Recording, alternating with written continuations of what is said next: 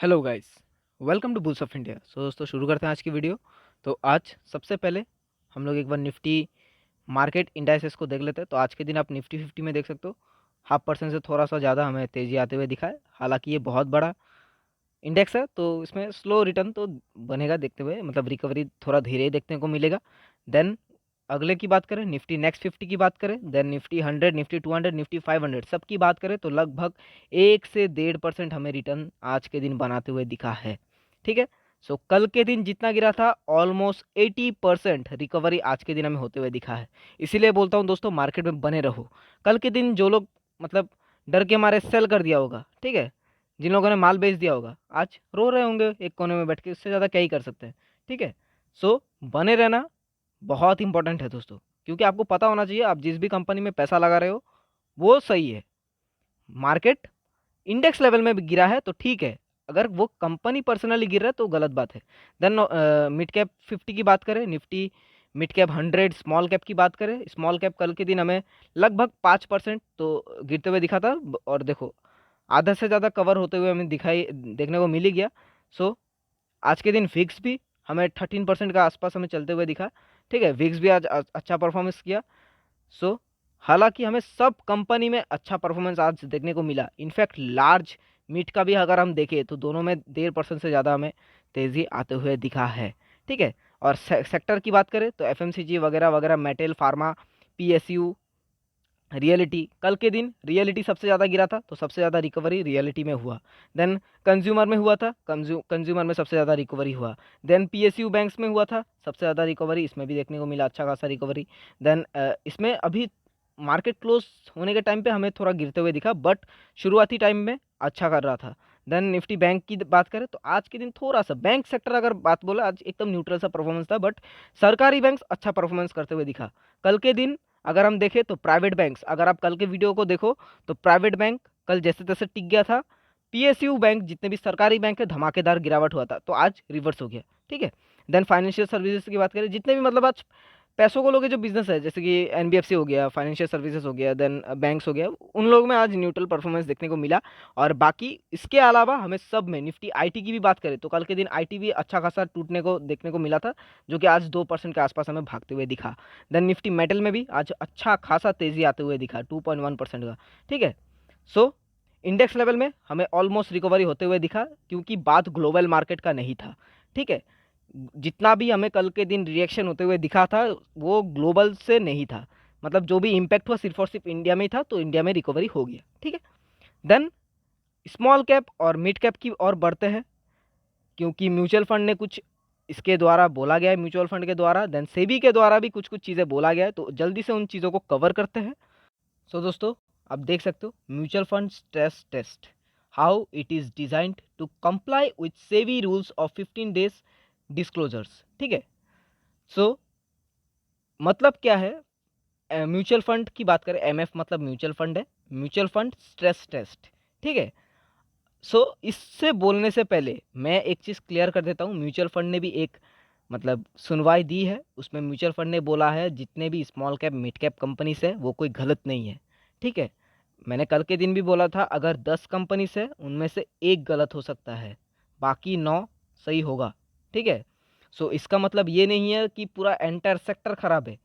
आप ये नहीं बोल सकते हो कि अगर मान लेते हैं हम लोग कल के दिन कौन सा चीज़ों को कवर किया था, NBFC, non banking finance corporation, इसको कवर किया था ना, तो मान लेते हैं 10 कंपनीज है, 10 कंपनीज में 9 घटिया है, 9 अच्छा है, एक घटिया है। ठीक है।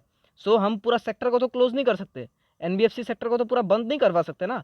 उस कंपनी को हम हटा सकते हैं, मतलब लेने से, इन्वेस्ट करने से हम हटा सकते हैं कि चलो इसमें नहीं इन्वेस्ट करना, बाकी 9 में है, इनमें किसी एक दो में हम इन्वेस्ट करेंगे, ऐसी बात है। ठीक है। तो म्यूचुअल फंड ने बोला है हर एक कंपनी बबल नहीं है। ठीक है। कुछ कुछ हाँ, मतलब म्यूचुअल फंड ने भी बोला है कि हाँ चलो हम मानते हैं कि कुछ कुछ कंपनीज, मान लेते हैं कि 100 में से मान लेते हैं 10, मतलब 10% हमें कंपनीज बबल देखने को मिलता है, मतलब 100 में से बाकी 90, बाकी 90 कंपनी तो सही है। ठीक है। सो म्यूचुअल फंड ने यही बोला है इसके रिगार्डिंग। देन अगर हम सेबी के रूल की बात करें तो सेबी ने, देखो आप देख सकते हो 15 डेज डिस्क्लोजर, तो 15 डेज डिस्क्लोजर मतलब सेबी ने बोला है कि तुम लोग जो भी एक्टिविटी करोगे, जिस भी कंपनी में तुम लोग अपना पैसा डालोगे, मतलब म्यूचुअल फंड के लिए है सिर्फ, ठीक है, जिस भी कंपनी में आप इन्वेस्ट करोगे, सो उसमें हर 15 दिन का एक्टिविटी हमें दिखाना पड़ेगा। आप कैसे इन्वेस्ट कर रहे हो, मतलब कौन से कंपनी में आपका कैश फ्लो ज़्यादा हो, कौन सा मतलब सेल ज़्यादा हो रहा है, बाई ज़्यादा हो रहा है, मतलब एक्टिविटी ज़्यादा हो रहा है कौन से कंपनीज में, क्योंकि रिटेलर ना फंसे, इसके रिगार्डिंग हमें देखने को मिला है न्यूज़। सो म्यूचुअल फंड ने भी एग्री किया है, चलो ठीक है, हमें दिखाना तो पड़ेगा ही म्यूचुअल फंड को, क्योंकि सेबी ने बोला है, सेबी ने बोला है तो दिखाना पड़ेगा, ठीक है। सो इन सब चीज़ों से म्यूचुअल फंड ने भी एग्री किया है, चलो ठीक है, अगर आपको 15 दिन का एक्टिविटी हमें देखना शो करना पड़ेगा तो हम कर देंगे, उसमें कोई बड़ी बात नहीं है, ठीक है। सो इसमें तो कोई डरने वाली बात नहीं है। और जितने भी आईसीआईसीआई सिक्योरिटीज़ हो गया, मतलब जो भी आईसीआईसीआई का म्यूचुअल फंड है, सो उनमें से मतलब आईसीआईसीआई का और वगैरह वगैरह जितना भी म्यूचुअल फंड है, उनमें से बहुत सारे म्यूचुअल फंड ने डायरेक्ट जो बोलते हैं ना लमसम लमसम इन्वेस्टमेंट, मान लेते हैं कि फॉर एग्जांपल मेरे पास 1 लाख रुपए है, ठीक है, 1 लाख रुपीज़ मेरे पास है, और मैं डायरेक्ट उसको इन्वेस्ट कर देता हूँ, पूरे के पूरे 1 लाख%, मतलब 100% जितना भी है मैं पैसा लगा देता हूँ कंपनीज में, तो उसे कहते हैं लमसम इन्वेस्टमेंट।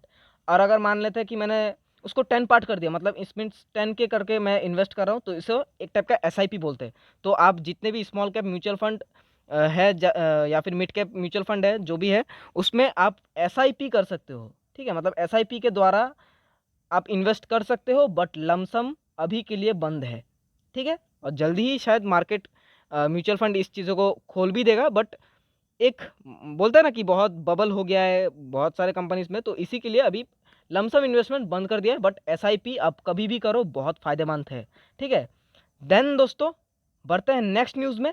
एंड दोस्तों कल के दिन हमें म्यूचुअल फंड का एक्टिविटीज़ देखने को मिलेगा, ठीक है, सेबी के द्वारा, क्योंकि हर अभी तो बोला ही गया है कि 15 डेज बाद, ठीक है, हर 15 दिन बाद आपको शो करवाना पड़ेगा। तो कल के दिन ये लोग शो करवा रहे हैं, ठीक है। अब मतलब सीधा 30 तारीख को शो होगा। सो कल के दिन भी हमें देखने को मिलेगा कि क्या एक्टिविटी है। देन बढ़ते हैं नेक्स्ट न्यूज़ में।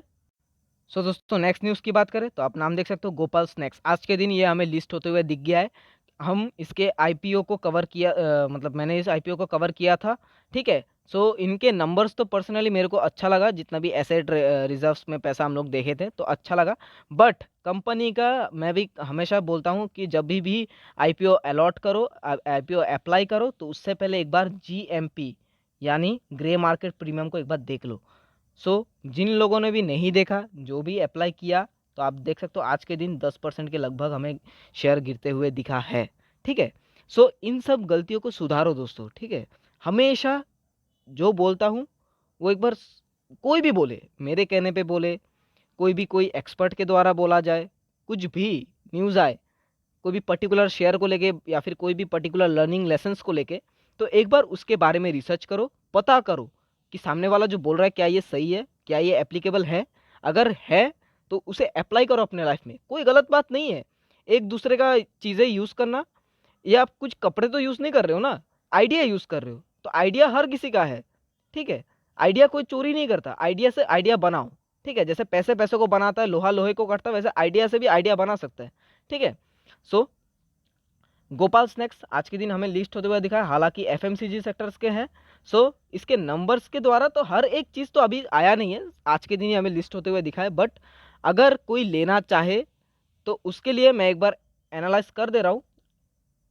सो जिन लोगों को भी ये कंपनी अच्छा लगा है तो आप देख सकते हो, ROCE return on capital earning 43, बाप रे बाप, अच्छा है कंपनी के द्वारा, मतलब कंपनी के हिसाब से, एक एफएमसीजी होने कंपनी के नाते आरओसीई बहुत ही अच्छा है। देन आरओई की बात करें, ये तो और अच्छा, 47.9% का हमें आरओई देखने को मिला, ठीक है।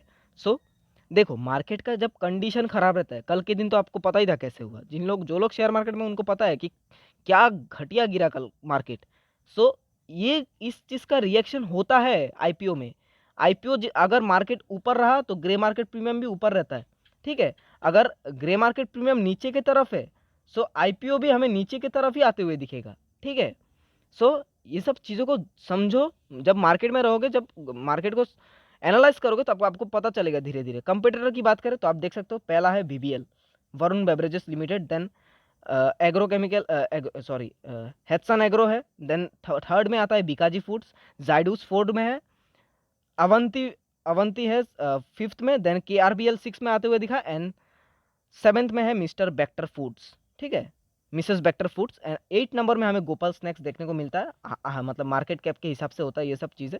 देन अगर हम सेल्स की बात करें तो आप देख सकते हो सेल्स में 69 था, थोड़ा सा एक हमें गिरते हुए दिखा है, सेल्स थोड़ा कमा है, एक्सपेंस भी हमें थोड़ा कमते हुए दिखा है। ऑपरेटिंग प्रॉफिट मार्जिन, इसके लिए ही कंपनी लिस्टेड हुआ है, क्योंकि कंपनी को भी पता है। आप देख सकते हो 14% का OPM हमें चलते हुए दिख रहा है। Then profit before tax and net profit की बात करें तो 56 का नेट प्रॉफिट है, मतलब 56 करोड़ का, ठीक है। एंड EPS तो अभी शो नहीं किया, हर एक चीज़ शो नहीं कर रहा। सेल्स में भी हमें तेज़ी आते हुए दिखा है, 800 करोड़ का था, अभी 1300 करोड़ का हो गया, 2020 में 800 करोड़ का था, ठीक है। ऑपरेटिंग प्रॉफिट मार्जिन तो अभी 14 का चल रहा है, जैसे कि मैंने बोला है। EPS VPS वगैरह ये सब मार्केट में आते हुए दिखेगा, तो ठीक है। FMCG होने के नाते, fast moving consumer good sector से बिलोंग करने के नाते, कंपनी तो हमें अच्छा खासा देखने को मिलता है। अगर लेना चाहते हो तो अभी नहीं, अभी स्किप नहीं, बस वॉच लिस्ट में ऐड करके रखो, वॉच लिस्ट में ऐड करके रखो। जब इसका अभी तो Q4 का सीजन है, Q4 और Q1 इन दोनों को देखो, देन आराम से डिसाइड करके लेना। कोई मतलब इसमें भागा दौड़ी करने वाला नहीं है, ये शेयर मार्केट दिमाग से चलता है, तेजी से नहीं चलता। तेजी तो ये खुद ब खुद लाता है, आपके तेजी से इसमें कुछ नहीं होने वाला। आप कितना लगा दोगे, 1 करोड़ लगा दोगे, हिलेगा भी नहीं शेयर, ठीक है। सो आई होप कि आपका जितना भी डाउट है सब क्लियर हो चुका होगा। दोस्तों अगर चैनल पे नए हो तो लाइक और शेयर जरूर कर देना। मैं मिलता हूँ नेक्स्ट वीडियो में, तब तक के लिए बाय बाय।